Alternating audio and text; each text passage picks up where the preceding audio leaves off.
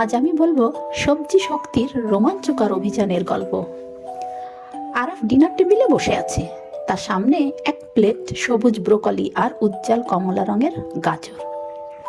আরাফ মোটেও খুশি নয়। সে তার গাল ফুলিয়ে প্লেটের দিকে তাকিয়ে আছে, যেন ওগুলো ভিন গ্রহের কোনো বিদঘুটে খাবার। তার মা তাকে আদর করে সবজিগুলো খেতে বলছেন, কিন্তু আরাফ তার মুখ ঘুরিয়ে নিল। হঠাৎ এক অদ্ভুত কাণ্ড ঘটল। ব্রোকলির ঝোপের আড়াল থেকে একটা ছোট্ট রূপালী রোবট পপ করে বেরিয়ে এলো। রোবটটার মাথায় একটা নীল বাতি জ্বলছে নিভছে।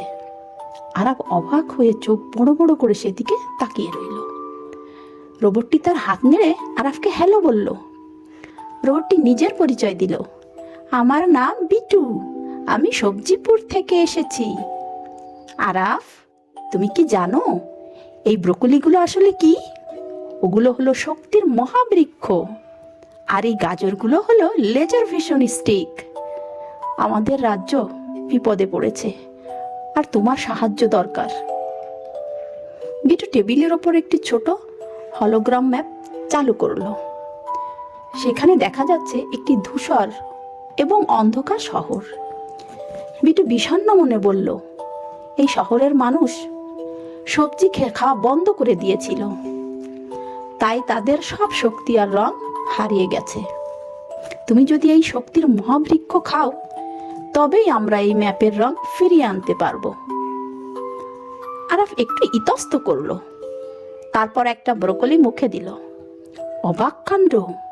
ব্রোকলিটা চিবানোর সাথে সাথে আরাফ অনুভব করলো তার শরীরে যেন বিদ্যুতের মতো শক্তি খেলে যাচ্ছে। সে নিজের পেশিগুলো শক্ত করে দেখল। তার মানে হলো সে এখনই একটা আস্ত পাহাড় তুলে ফেলতে পারবে। বিটু বলল, দারুণ, এবার আমাদের এনার্জি ব্লকটা সরাতে হবে। সে টেবিলের এক কোণে থাকা একটি বড় আলুর দিকে ইশারা করলো। আরাফ আর বিটু মিলে দুই হাতে আলুটাকে ঠেলতে শুরু করলো। ব্রোকলির শক্তিতে আরাফ খুব সহজেই সেটাকে টেবিলের মাঝখানে নিয়ে এলো। এরপর আরাফ একটা গাজরের টুকরা খেলো। মচমচে গাজরটা খাওয়ার পর তার চোখে যেন চাদর চশমা লেগে গেল।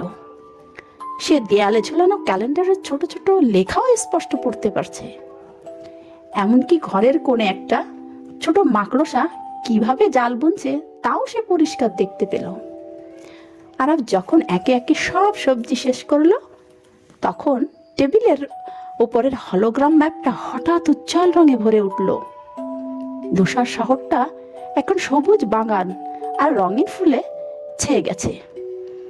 বিটু খুশিতে লাফালাফি করতে লাগলো। সে বলল, তুমি করে দেখিয়েছ আরাফ, সবজিপুর এখন আবার শক্তিশালী। ঠিক সেই সময় আরাফের মা ঘরে ঢুকলেন।